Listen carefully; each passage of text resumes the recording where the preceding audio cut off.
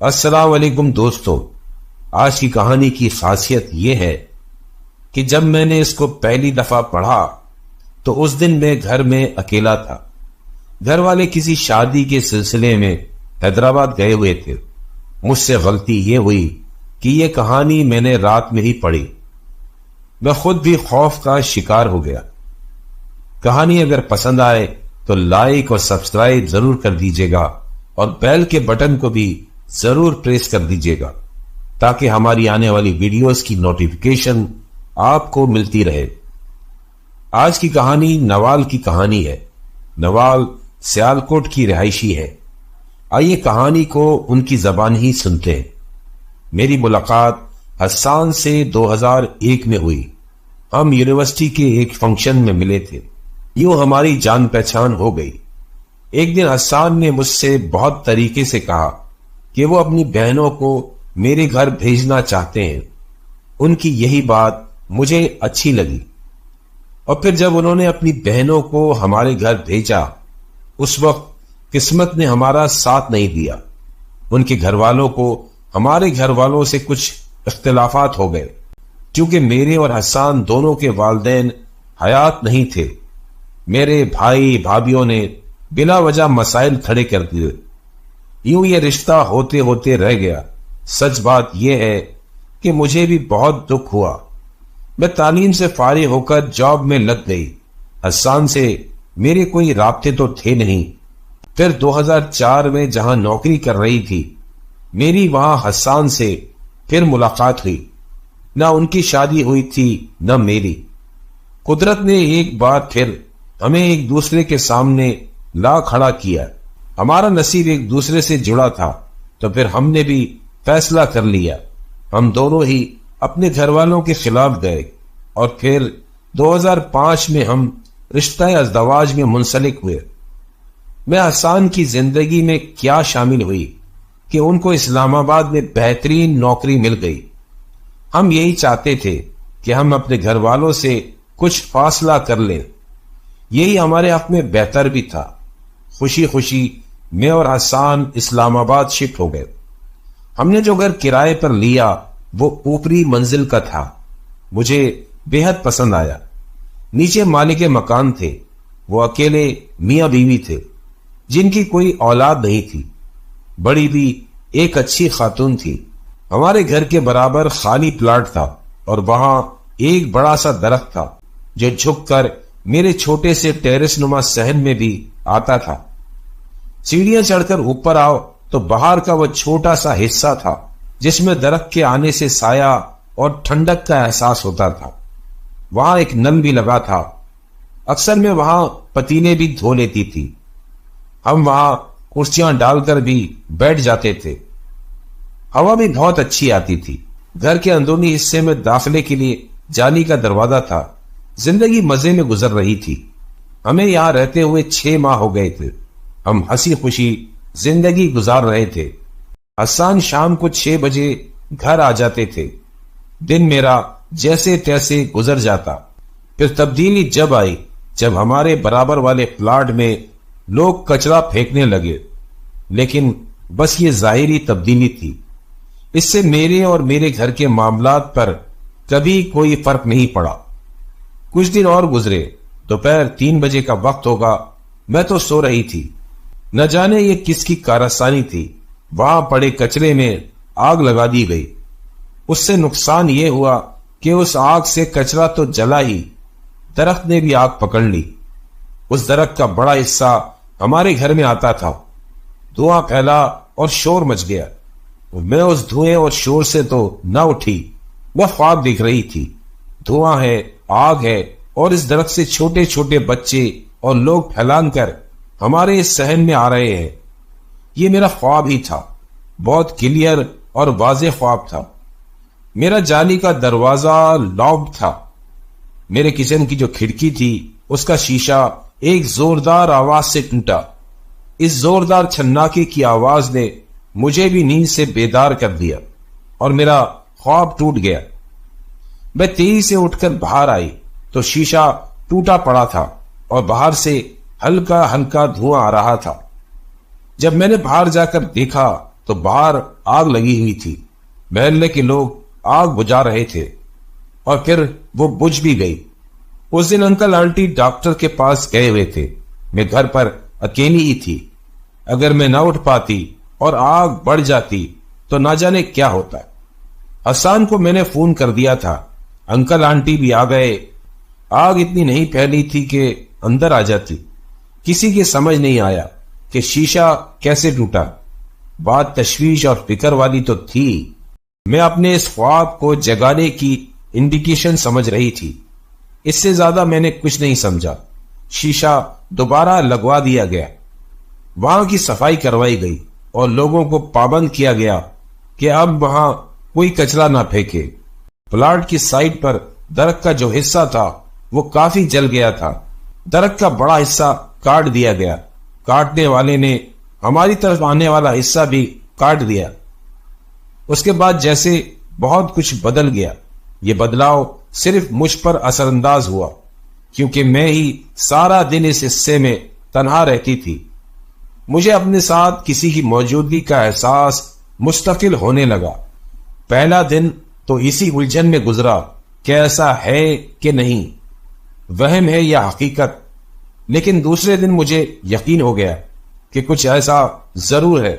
اس دن میرے کھانا پکاتے وقت کچن کا نل خود بخود کھل گیا. میں تو اچھل گئی. نل تو میں نے فوراً بند کر دیا لیکن اس کے کھلنے کی وجہ سمجھ نہیں آئی کیونکہ وہ خراب بھی نہیں تھا. اب میں الرٹ ہو گئی تھی اور ہر چیز کا مشاہدہ زیادہ باریک بینی سے کرنے لگی. میں نے بس گھڑی دیکھ کر وقت گزارا کہ کب 6 بجے اور حسان آ جائے. نیچے والی آنٹی مجھے آواز لگاتی اوپر آ گئی. وہ کڑی دینے آئی تھی. مجھے کچھ تسلی ہوئی. میں نے ان کو اصرار کر کے بٹھا لیا. ابھی بھی حسان کو آنے میں 2 گھنٹے پڑے تھے. ان کے آنے سے میرا دل بہل گیا. میں نے ان کو لاؤنج میں بٹھایا. میں چائے بنانے کچن میں آ گئی. اوپن کچن تھا. وہ لاؤنج میں میرے سامنے ہی بیٹھی تھی. میں ان سے بات بھی کرتی جا رہی تھی. چائے کے ساتھ میں نے خالہ کے منع کرنے کے باوجود کباب فرائی کر دیے. بات کرتے کرتے میں نے نوٹس کیا کہ خالہ کچھ چپ چپ ہو گئی ہے. وہ میری بات کا صحیح جواب نہیں دے رہی تھی. اب جب میں نے ان کو غور سے دیکھا تو وہ کچھ سہمی ہوئی سی لگی. کبھی وہ کچن کی طرف دیکھ رہی تھی، کبھی جالی کے دروازے کی طرف. حالانکہ ابھی تو بالکل صحیح تھی. میں نے خالہ سے ایک بار پوچھا بھی، کیا ہوا خالہ؟ وہ کچھ نہیں بولی بلکہ ادھر ادھر کی باتیں کرنے لگی. لیکن ان کا انداز کچھ الگ تھا. ایک بات تھی کہ وہ حسان کے آنے تک بیٹھی ہی رہی. حسان کے آنے کے بعد وہ چلی گئی. میں نے حسان کو رات کے کھانے پر اپنے ساتھ ہونے والی ان باتوں کا ذکر کیا. حسان کا بھی یہی کہنا تھا کہ اتنے ٹائم سے تو ہم رہ رہے ہیں، اگر ایسا کچھ ہوتا تو پہلے ہی پتا چل جاتا. ویسے بھی حسان میرے لیے ایک اچھی نیوز لائے تھے. ان کے آفس میں ہی میری جاب لگ گئی تھی. کوشش تو حسان پہلے سے ہی کر رہے تھے. یہ بہت اچھی خبر تھی. دونوں مل کر کماتے تو ہم بہت سیونگ کر سکتے تھے. مجھے کل سے ہی جوائن کرنا تھا اور پھر ہمارے پاس باتیں کرنے کو بہت کچھ تھا. ہم مختلف پلانز بناتے رہے. اگلے دن میں اور حسان ساتھ میں ہی دفتر روانہ ہوئے. آفس کافی اچھا تھا اور کولیگز بھی. ایک بھرپور دن گزار کر ہم شام کو گھر کے لیے نکلے تو واپسی پر بازار چلے گئے. گھر پہنچتے کافی دیر ہو گئی تھی. جب ہم آئے تو خالہ جی کے دروازے پر تالا لگا تھا. اکثر وہ دونوں میاں بیوی پارک چلے جایا کرتے تھے. اگلا دن اتوار تھا. تھکے ہارے تو تھے ہی تو بس سونے لیٹ گئے. صبح اٹھنے کی ٹینشن بھی نہیں تھی. صبح 10 بجے ہمارا دروازہ بجا. خالو حسان کو آواز دے رہے تھے. ہم دونوں ہی اٹھ گئے. ایک تو اتوار کا دن اور وہ بھی صبح. ایسے تو وہ کبھی نہیں آئے. حسان اٹھ کر باہر گئے اور میں واش روم چلی گئی. جب میں باہر آئی تو مجھے بات کرنے کی آواز آ رہی تھی لیکن میں نے باہر جانا مناسب نہیں سمجھا. سمجھ میں تو کچھ نہیں آ رہا تھا لیکن کان آواز پر ہی لگے ہوئے تھے. 15 منٹ بعد حسان آ گئے. حسان نے جو بتایا وہ ناقابل یقین تھا. ان کا کہنا تھا کہ کل خالہ اوپر آ رہی تھی. وہ سیڑھیوں سے گر گئی. خالو تو پینشن لینے گئے ہوئے تھے، وہ آئے تو خالہ پاؤں پکڑے نیچے پڑی تھی، ابھی بھی وہ ہسپتال میں ہے۔ خالو شکایت کر رہے تھے کہ میری بیگم نے اتنی آوازیں دیں لیکن آپ کی بیوی نے جھانکا بھی نہیں۔ بات نہایت عجیب تھی، بلکہ حسان نے ان کو بتایا بھی کہ ہم تو سارا دن گھر پر تھے ہی نہیں۔ وہ مان ہی نہیں رہے تھے، بلکہ ان کا یہی کہنا تھا صبح سے اوپر سے بڑی آوازیں آ رہی تھی، سامان کھسکانے کی، چلنے کی، جو خالو نے بھی سنی تھی۔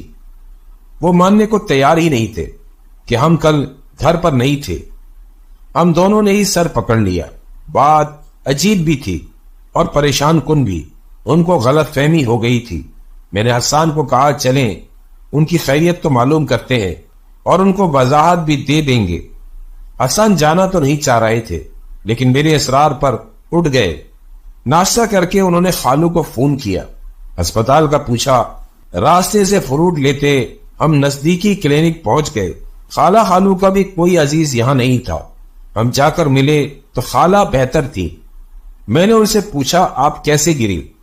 پہلے تو وہ چپ ہو گئیں، پھر بتانے لگی تمہارے خالو پینشن لینے گئے تھے، تمہارے گھر سے صبح سے بہت آوازیں آ رہی تھی اور پھر باہر والے صحن سے زور زور سے پتیلے دھونے کی آواز آنے لگی۔ عموماً ایسا ہوتا نہیں ہے، تم تو سو رہی ہوتی ہو، ایسا لگ رہا تھا اوپر بہت سارے لوگ ہیں۔ کوئی چیز گرنے کی بہت زوردار آواز آئی تو میں پریشان ہو گئی۔ میں نے تمہیں آواز بھی دی، تم نے جواب نہیں دیا، لیکن شور بدستور تھا۔ میں نے سوچا اوپر جا کر دیکھتی ہوں، کچھ زینے ہی چڑھے تھے، نہ جانے کیسے میں سلپ ہو گئی۔